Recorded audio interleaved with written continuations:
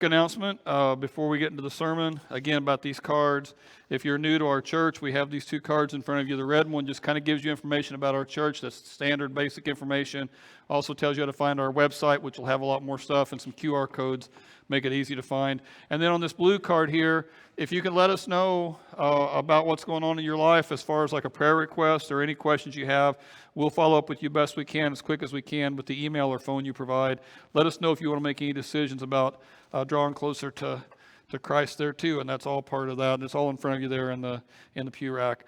We've been going through a sermon series called How to Get Rich Quick, and as I have tried to cautiously say all the way through this thing, it's not so much about material riches.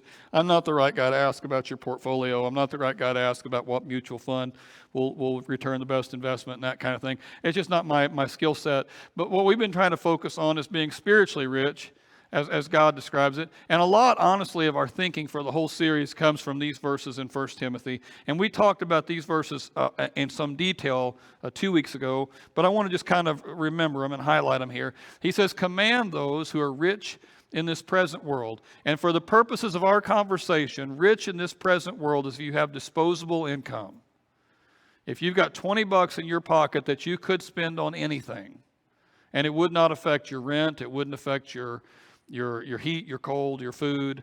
You've got $20 you could get rid of today without thinking about it really, and not affect your month to month. Then you're rich. You are in the 1% worldwide when you look at how people are financially across the whole world. If you've got quite a bit of money in the bank, well, then you're even more rich. If you've got $1,000 or $10,000 you could give without really taking a deep breath about it, if you wanted to.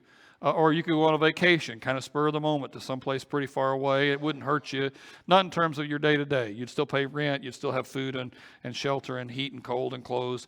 Then you're rich. And so he says, command those who are rich in this present world not to be arrogant or to put their hope in wealth, which is so uncertain. So these are kind of some of the consequences Paul said. And it's a different world today than it was when Paul wrote this 2,000 years ago, but people haven't evolved that much. And Paul says one of the risks of having a little bit more than everybody else is it can lead to arrogance, where you think you're better than everybody else because you got more than everybody else, where you look down on people who don't have money as being lazy or stupid, like you were not. You know, you got money, so therefore you must be smart and hardworking. They're lazy and stupid, or they would have money too. When you start getting arrogant and looking down on people that way, or when you take the attitude that your money is secure, because we just see every day that money has a way of fluctuating in ways that really can't be predicted. Whatever you think of the current president or the president before him or the president before him, whatever you think about their relative levels of smart, I promise they are surrounded by some of the smartest people we have in our whole country. And if they could predict accurately what the money was going to do next, they sure would. But it's just hard to predict. You know, inflation has risen enough that if you had $100 in savings a year ago, that $100 is worth $95 today in terms of real spending power. On the other hand, we see property values go up and down, and they're hard to predict. We see gas prices go up and down, they're hard to predict. Some little conflict in a third world country around the globe could affect how we get our supplies here. And we're all tied to each other, and there's a certain uncertainty about wealth. And so his command here to Timothy, Paul's writing this to Timothy, he says, command those who are rich in this present world not to be arrogant, looking down on people, and don't put all your hope in money, because it's kind of hard to predict what money is going to do. But he says, put your hope in God, because he richly provides us with everything for our enjoyment. He says, command them to do good and to be rich in good deeds, to be generous and willing to share. And so he kind of illustrates, Paul does, if you really want to have the life that God wants you to have, it can't be found with money. In fact, he says it can be found more in generosity. And generosity seems to be the antidote to the arrogance that can come on us when we're wealthy. And again, remember, wealthy is just having disposable income. So if you've got disposable income, you're in this category. He says the arrogance that can come on us when we have that, and also the misplaced hope that we can have. When we're generous, it combats both those things. That's what he's trying to say here. He says, in this way, you're going to lay up a foundation for yourself, a firm foundation, for the coming age, so you can take a hold of a life that really is life. And whenever the Bible uses words like life in this context, they're meaning joy and peace and purpose. You're about something more than just getting through the day. Too many people are about getting up in the morning and working hard and going to bed at night and repeating that over and over and over again until they die or until they retire, and then they just kind of kill time until they die. And you were made for more than that. You were made for more than that dream. That American dream is really probably not enough to occupy most people's hearts. And so if you want to get the life that really is life, Paul says the secret to that is to learn to be generous in this way. That's the first three words there. In this way. When you're generous, rich in good deeds, when you're sharing what you have, in this way you're going to lay up a treasure for yourself. A lot of people in here understand what it's like to save some money back for retirement. Some of that you've saved yourself voluntarily and put it into different accounts. Some of it the government has saved for you through your Social Security tax or your Medicare. But you keep a certain amount of your money back for the future because it's coming, right? But for the healthiest one in here, that future after retirement is 40 years. Maybe if you're just really, really retire early and hang in there for a long time. But if Jesus is real, if the things that the Bible talks about are true, then our life on the other side of the grave is billions and billions of years. And so Paul's verse is here, you need to be prepping for that life. You need to be laying back something for that and thinking about how to become the right kind of person and building your heart in the right way so that you're prepping yourself for heaven. So I want to talk about that. Now last week we talked about finding contentment. And contentment really is the power thing in all this. Generosity is just a tool you use to get to the contentment. And I would advise you, if you're interested in this topic, what we talked about last week, you can find it online, and that really may be more helpful for you about the day-to-day. But generosity is the tool we use to get there. And so it's helpful every so often to grade ourselves and to think about where we are in terms of our generosity. Are we generous people? Are we growing in it? Are we shrinking in it? Is this something that we're doing well? And that's what this sermon's about. Now, before I get into it, I need to mention this verse as a proviso. If you are the kind of person who really doesn't like it when the preacher talks about money, if you are the kind of person who really thinks your money is your business and nobody else has a right to talk about you about any of that kind of stuff, and it just kind of ticks you off a little. In fact, you're kicking yourself. I could have said it's too snowy to go, and here we are. We got to listen to this. If that's you today, right, this verse should be a memory verse for you. You should commit this one to memory. It's 1 Corinthians 9:7. It says, each of you should give what you've decided in your heart to give, not reluctantly, or under compulsion. God loves a cheerful giver. So if you feel like you're under compulsion, like he's twisting my arm, you have every right, biblically speaking, to ignore that, right? What I'm getting ready to get into here as we grade ourselves in terms of our generosity is not meant to force you into something. I just want you to grade yourself and see where you're at on this thing. See if there's some areas in this that you can improve on, because I really do believe that the more generous we are, and as we build a generous heart, it actually leads to contentment, and it leads to more peace than most Americans ever really find with their money. And I really do believe that. That's not just me saying it. I really do think it's the truth.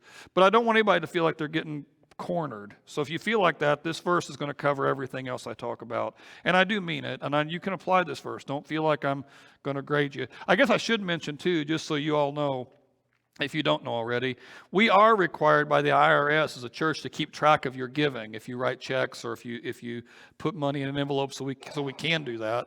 But I never know.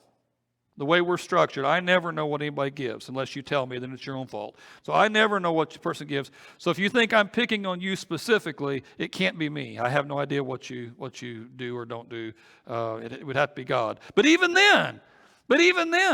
If you feel like God's twisting your arm, I think this verse gives you a little bit of cover for that thing. Now, what I don't think this verse gives you is the right to say no to God forever and ever and ever. But even then, if you feel like the thing is not me saying, but God's pressuring you, I think this verse would say to meditate on this thing for a while.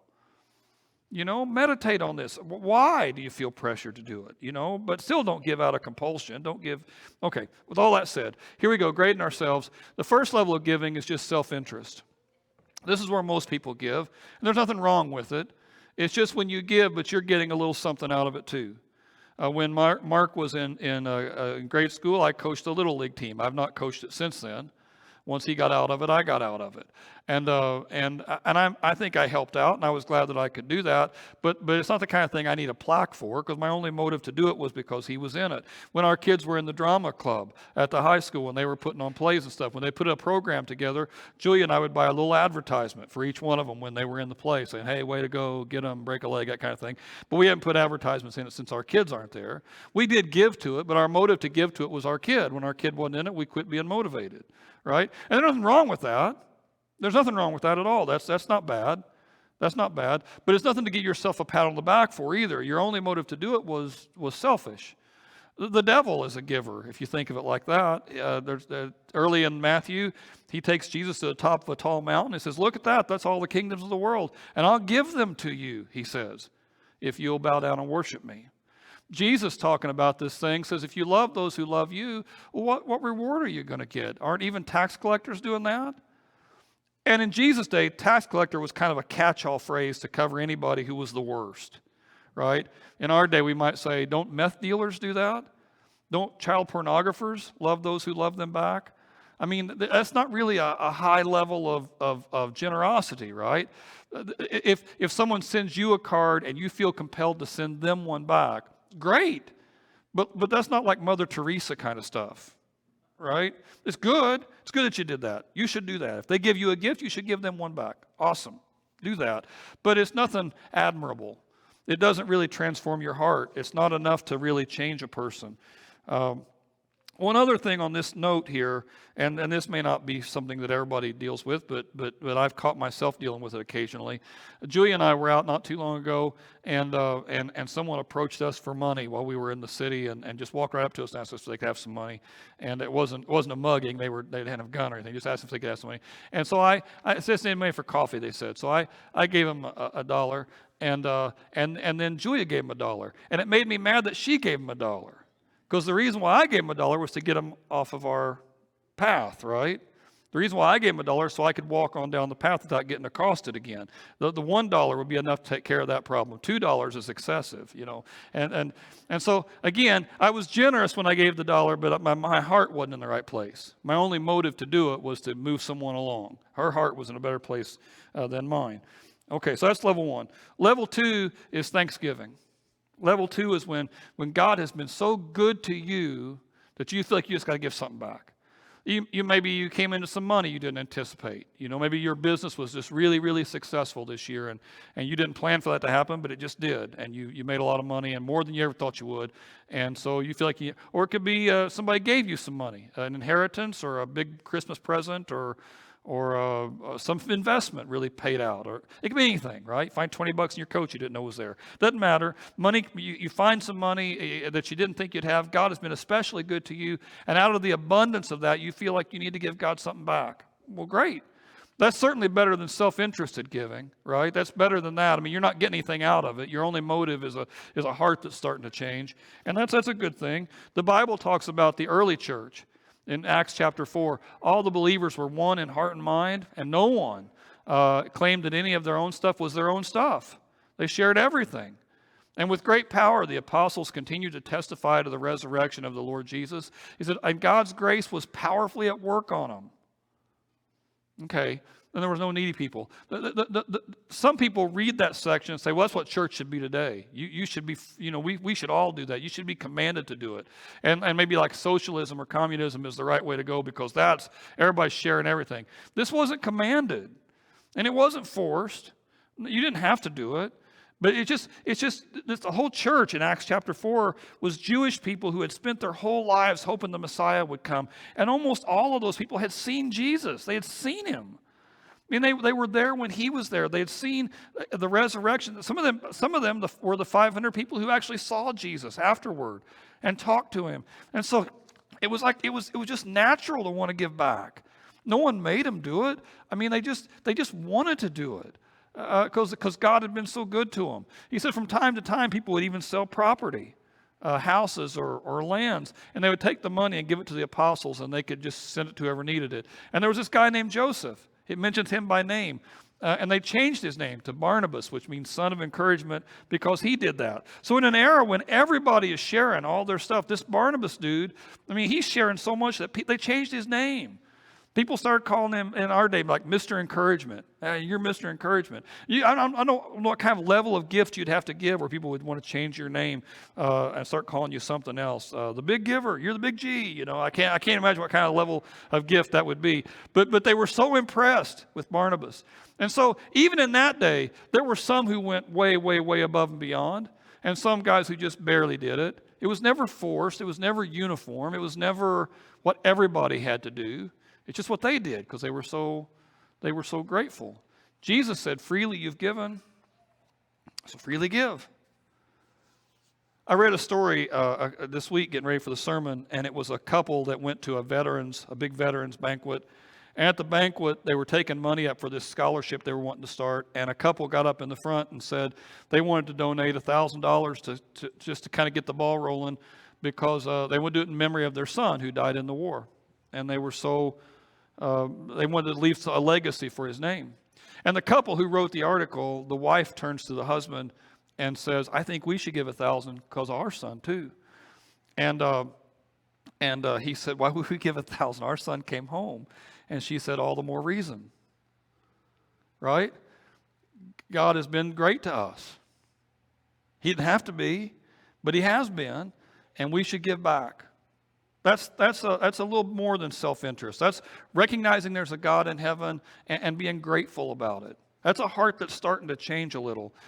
A movie that's not necessarily a Christian movie, it's not, but that kind of illustrates this one is Saving Private Ryan. Now, this is 20 years old, so at the risk of doing some spoilers, I'm going to tell you about the Saving Private Ryan. If you've not seen it yet, I feel like it's your own fault at this point. 20 years is enough that I could be able to talk about it. But in the movie, it starts with the picture on the bottom right there, the veteran, and he's at the Normandy cemetery, and he's wanting to go see a gravestone. And we find out later that the veteran, is Matt Damon as an older guy, and Tom Hanks was the gravestone. That's the guy who died. And if you've not seen the movie, the plot of it is that Ryan, Matt Damon, he's been captured, or they think he's captured. They're worried he's captured, and he's behind enemy lines. And this mother in Iowa had 4 sons, and 3 of them have already been killed in the war, and he's the last one. And so they send Tom Hanks and this small group of guys, Vin Diesel's in there and a few other guys, and go get Matt Damon and bring him back out. And so they go behind enemy lines, and they find Matt, and they bring him out to where he can go back home to his mother. But it's a super dangerous trip. And a lot of the guys in Tom Hanks' crew, they all get killed getting across and getting back. And finally, that scene there on the top, that's Tom Hanks at the end. He's got the bloody jacket. He's been shot, and he's not going to be around much longer. And he pulls Matt Damon in there close, and he says, earn this. You need to earn this. And it's not a true story, but you think about if you were in that situation, right? And these guys had went behind enemy lines and they pulled you out. And the last guy, he's there dying, and he says, earn this. And then it cuts back to the old man at the cemetery, and he says, I have tried my whole life. I've never forgotten what you did. I've never forgotten the sacrifice you guys made. And that's a life of thanksgiving. The gift was made to you, and you're just so appreciative of the gift, you can't hardly think about doing anything else. You just got to pay it back best you can. Third level of giving is tithing. Now, I have preached this outline. It's actually a Willow Creek outline. The sermon outline is. It's my thoughts, but the outline is Willow Creek. I've preached it a couple different times, and usually when I get to tithing at number 3, people get a little nervous. I would think tithing would be the last level, they say.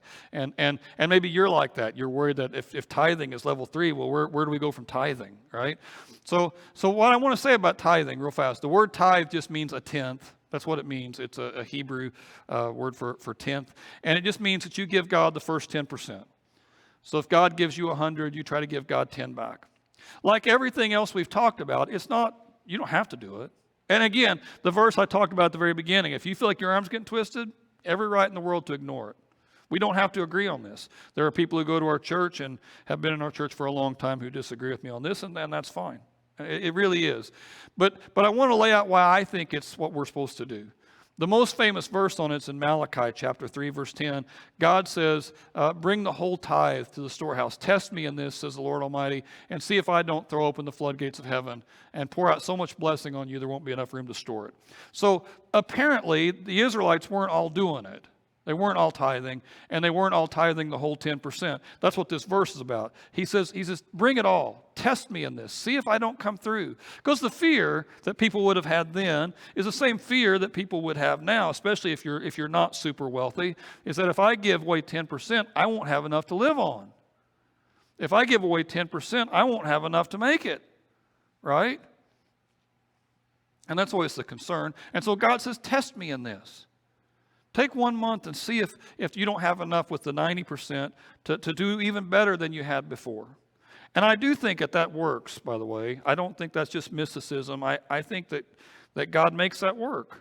I think he still makes that work. I don't think that promise is just an Old Testament promise.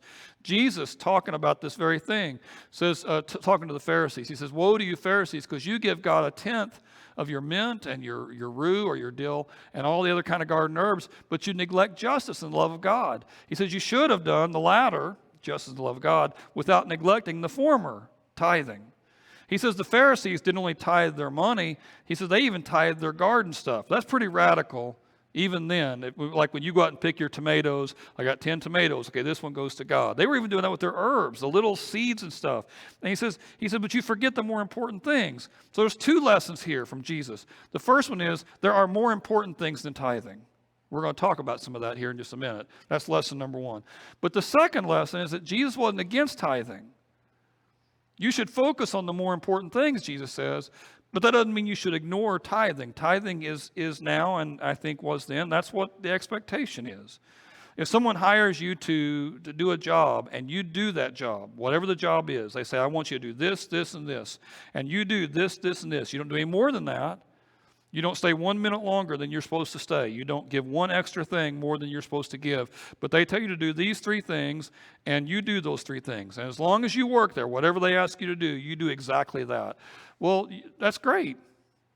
Now, they won't give you Employee of the Month for that. You know, that's not going to make anybody cheer when you walk in. But that's enough, and that's the expectation. And tithing seems to me to be the expectation. One thing that people want to believe about tithing, about giving, period, all giving, is that if I just had more money, I would give more. The reason I don't give as much as I'd like to give is right now it's just a really tight time. And I'm going to tell you, I don't think it works that way.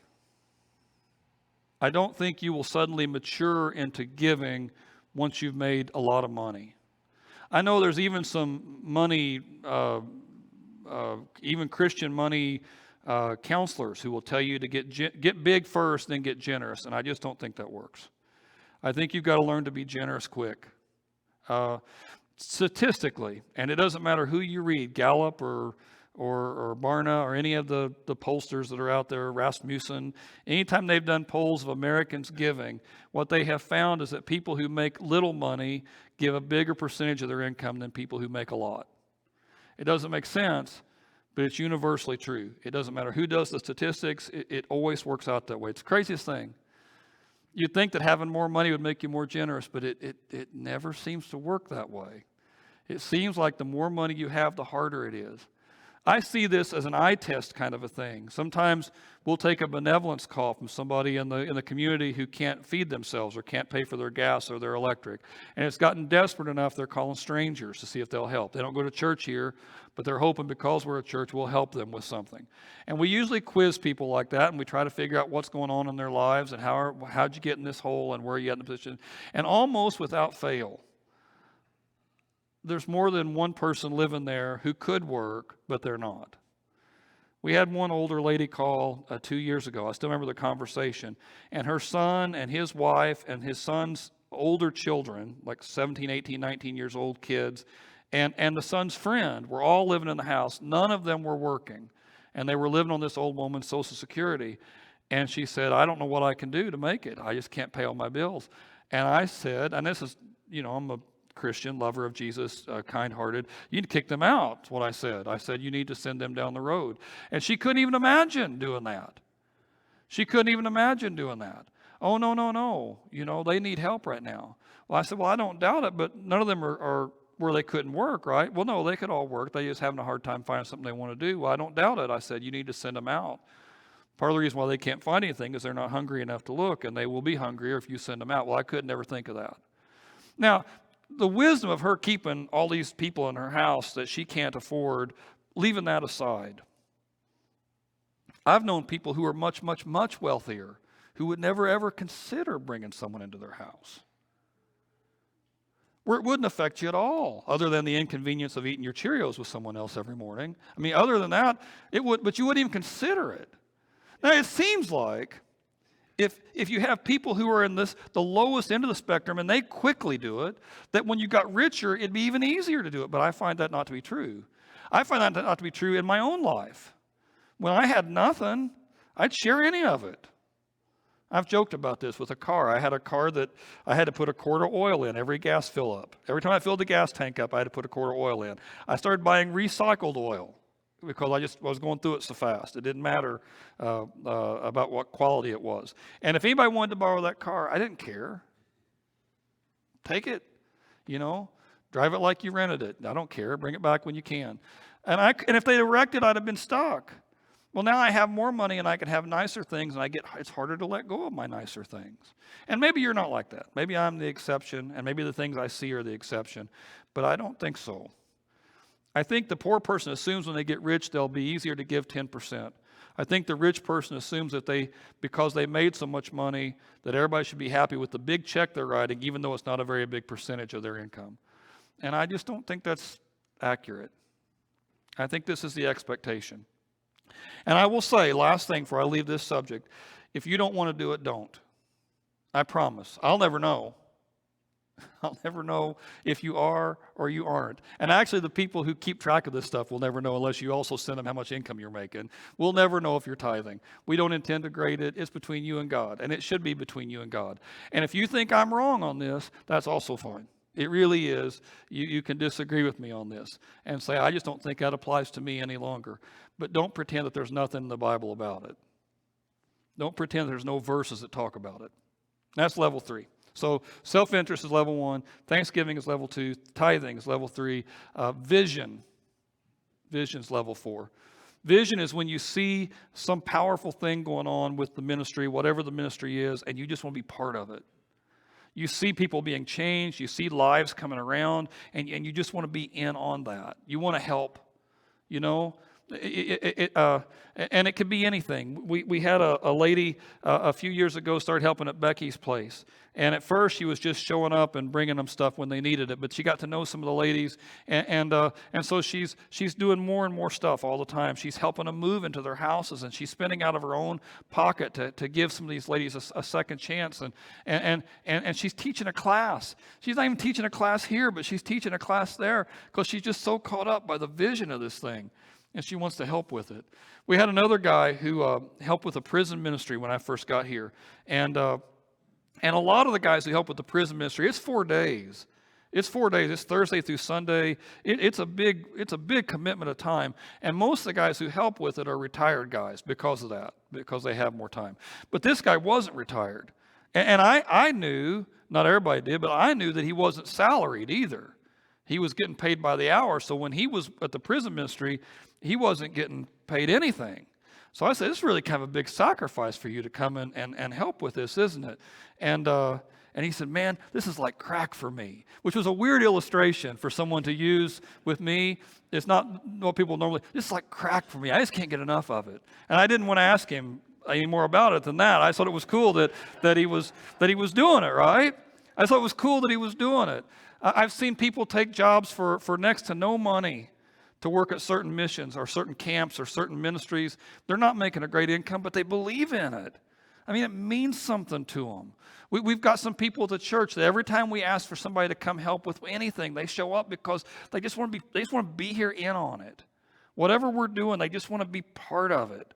And when you see somebody who's giving out of that, it's a different level than tithing. They're not trying to think 10%. They're trying to think, how much can I afford to do, right? I mean, can I go more? Can I do more? Can I help out with more than just that? A couple of different verses on this. Jesus says in Luke chapter 12, he says, sell your possessions and give to the poor. Provide purses for yourselves that will not wear out, a treasure in heaven that will never fail, where no thief comes near or no moth destroys. He says, think bigger, Don't just think about this life. Think about that one. And then another story. Paul's talking about these Greek churches in Macedonia. He says, see, brothers and sisters, we want to tell you about the grace that God's shown to the Macedonian churches. In the midst of a very severe trial, their overwhelming joy and their extreme poverty welled up in rich generosity. Paul found out here the same thing that I found out. Sometimes the poorest people are the ones who give the very most. He says, for I can testify that they gave as much as they were able and even went beyond their ability. Entirely on their own, they urgently pleaded with us for the privilege, right, of sharing in the service of God's people. They didn't see it like a hard thing. They didn't see it like a have to. They saw it as a privilege to be part of it. He says, and they exceeded our expectations. They gave themselves first to the Lord, and then they gave themselves to us also. So not just their money, but their time, their energy, all of it. They're so caught up in what Paul was doing, they just wanted to help any way they could. And that's vision.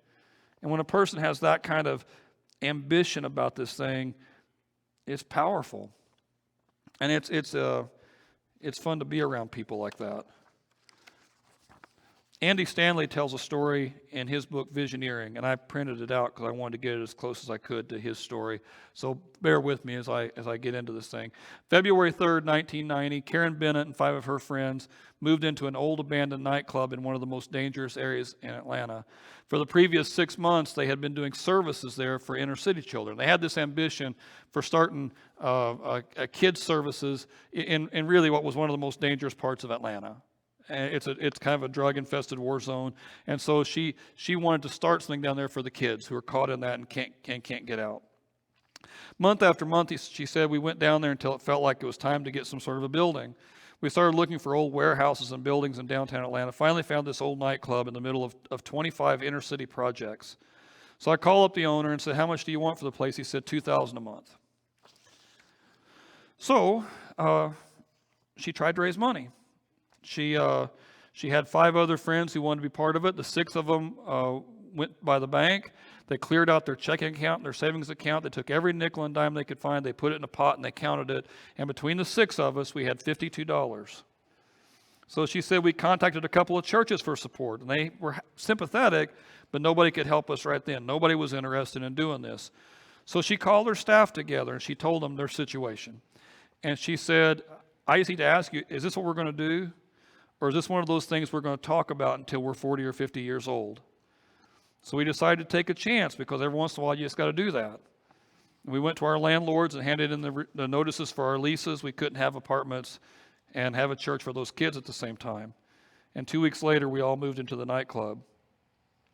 It was 20 or 30 degrees outside and also 20 or 30 degrees inside. The building had no heat, no toilet, no sink, no shower. We had to go to Hardee's to use the bathroom. Our new home also came complete with cement floors and sewer rats. We kept trying to get the building upgraded, but nobody believed in us. We wondered if God had really spoken or not. We all were working at our various places of employments to pay for this. We would deposit our paychecks into the account. Each of us would take $20 a week for living expenses. We made 4,000 personal visits to kids in that part of the city every week. And over time, we won the respect and trust of those parents. Today, she and her 16-member staff minister to 3,000 kids every week. They sponsor a youth service that draws in 200 teenagers. They started a private school in the community. Tuition is $20 a month. They have 125 kids enrolled and 500 on their waiting list. But most of them have been mugged. 3 of the staff were beaten up by teenagers after one of the service. Most of the windows in their bus are shot out. 10 of the children who came to their first service, their very first church service, have been murdered. And the first funeral she performed was with one of her own staff members. But here's her response. She says, if you decide that what God's asking you to do with your life is just too much or just too inconvenient, then you're never going to see the miracles he has for you. I do talk to Christians all the time who feel like the experience that the New Testament church had is different than our own.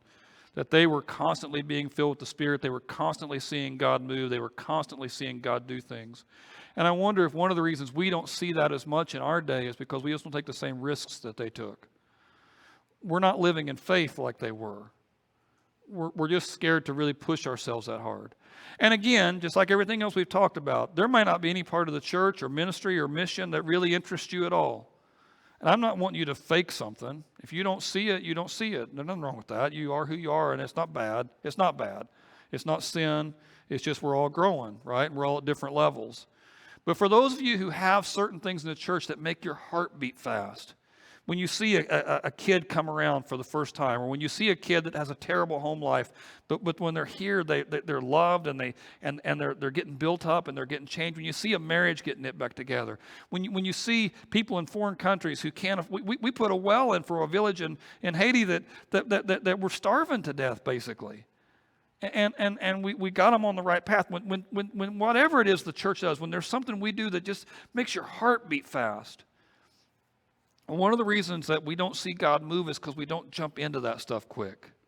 Because that's a sign for us when we feel those things, that we're supposed to be part of it and jump in there and let God move like only God can move.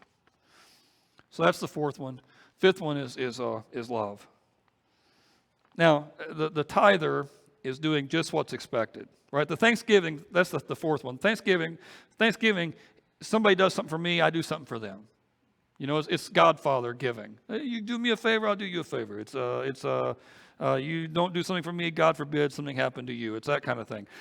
Tithing is when we do the expectation. Whatever the expectation is, we meet that. What's the minimum? I want to take care of that. We're done, right? Vision is when you start asking yourself, how much can I afford? You know, how much can I afford to do? Because I want to do more, but how much can I afford to do? Love is you don't really think about that anymore. Love is when you first met that person, you know, who made your heart beat fast. When you first met them, money was no object, right? Even if you didn't have any money, money was no object. I might complain about a meal Julie and I go to now, but I wouldn't have complained then. I didn't have any money then. You know, anything on the dollar menu you want, dear, tell me what it is, and we'll get it today. But whatever she wanted, you know.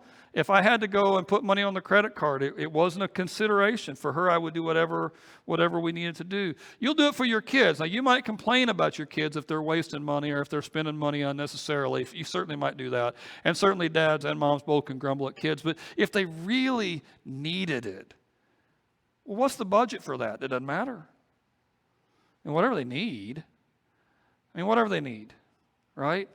And when my daughter got married, I would joke with everybody that I wasn't on the planning committee, I was on the finance committee, and old men would come out of the woodwork to make those kinds of jokes with me. It's a club of old men that I'm part of now, and when we see a young guy coming up, we try to encourage him best we can. It's part of the deal. But at the same time, whatever it takes. If it's love, it's the same calculus doesn't work anymore when it's love. When it's love, it's like, man, whatever I've got to do. Jesus says, or this is Paul says, I'm not commanding you to give like this. I just want to test the sincerity of your love by comparing it to the earnestness of others. When we give, it says something about how much we love. When we give, it says something about how much we care.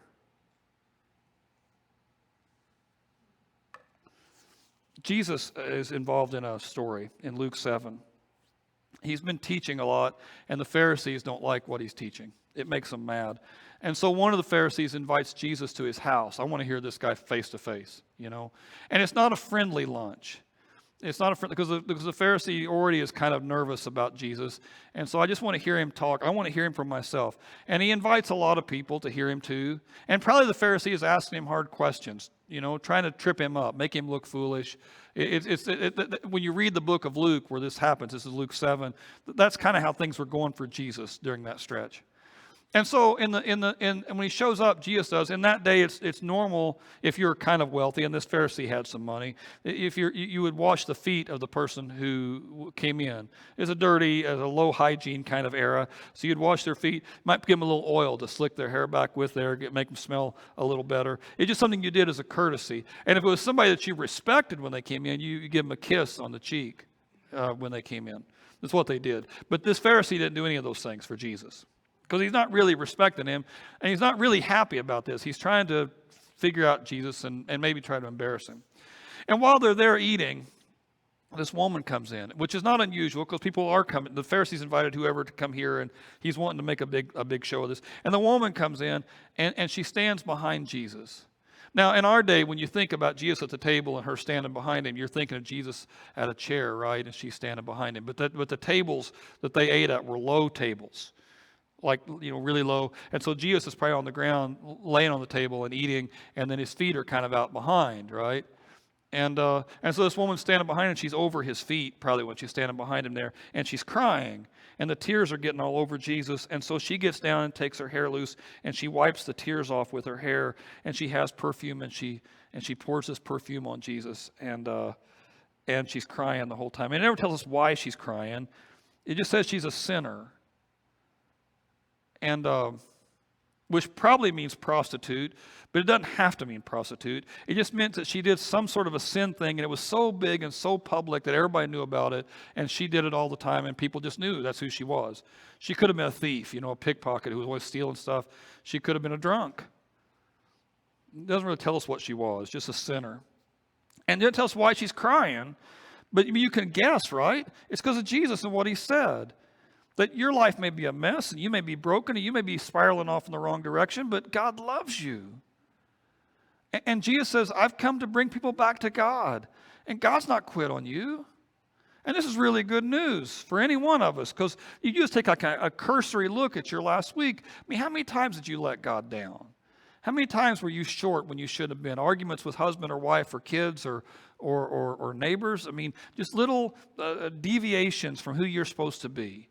Or maybe big deviations from who you're supposed to be. And Jesus sees her, and he sees you, and he brings her back, and she's just so overwhelmed that God loves her, and she's so in love with Christ and what he's doing that she's weeping, and she's wiping his feet with her hair and the perfume. And so Simon, the Pharisee, is looking at Jesus, and he's disgusted. If Jesus knew who this woman was, he wouldn't let her anywhere near him. And so Jesus says to Simon, I have a story to tell you. And sure, tell me your story. He says, 2 guys owed money to a loan shark. One guy owed $50 and the other guy owed $5,000. And the loan shark just decided to forgive him, just write it off. Who do you think is going to love the loan shark more? And the Pharisee said, well, I guess the guy with the big debt. And Jesus said, I think so too. He says, this woman had a big debt. And when she came in here and had been forgiven, she wiped my feet with her hair, and she poured perfume. You didn't give me any, you didn't wash my feet. You didn't give me any smell them from my hair. You didn't do anything. But this woman did, because she's been forgiven much. Because she's been forgiven much, she loves much. And the implication is to the Pharisee, you've not been forgiven at all.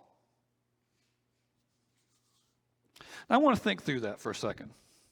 The band can come back up. This is important. I want to think about this for a second. So work this out with me in my head, because this is important.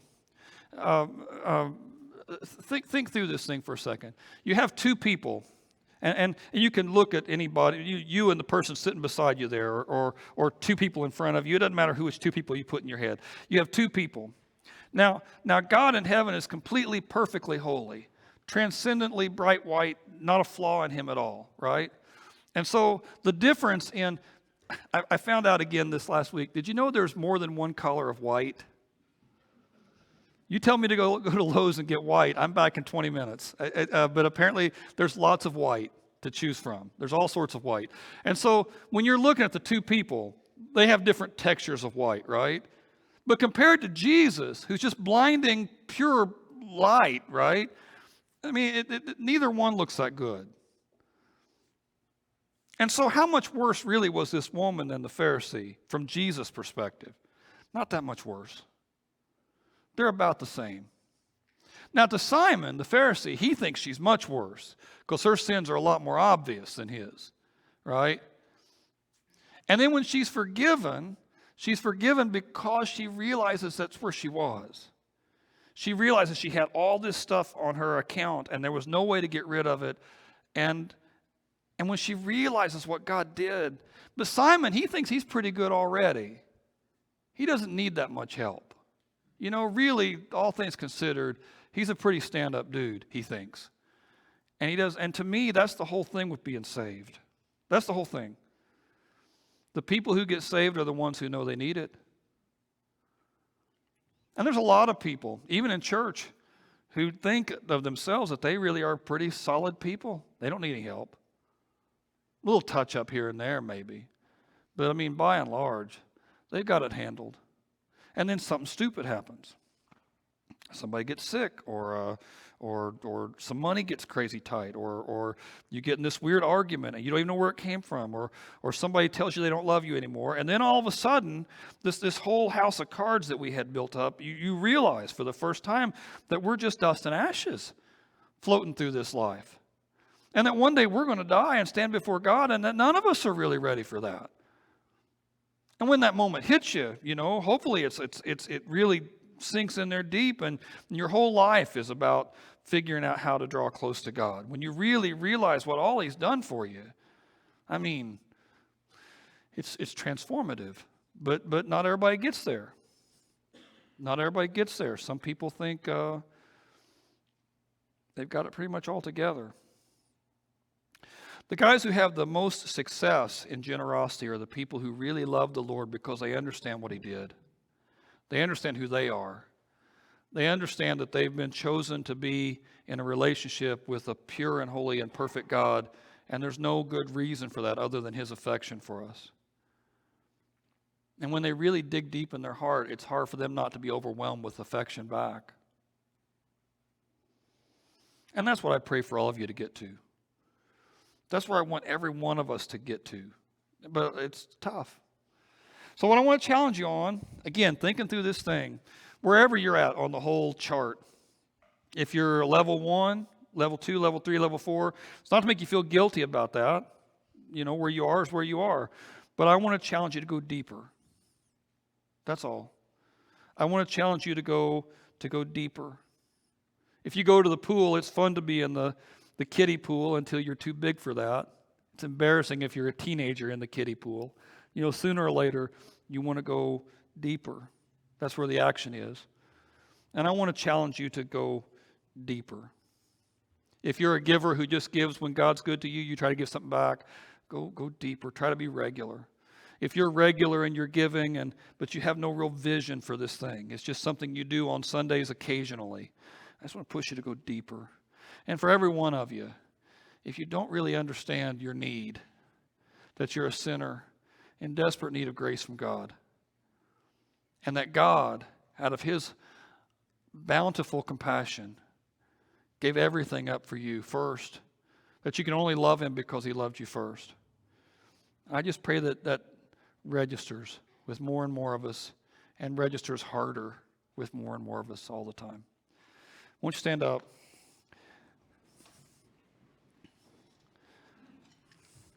We're just going to close with a couple of songs. I want to challenge you to come and pray.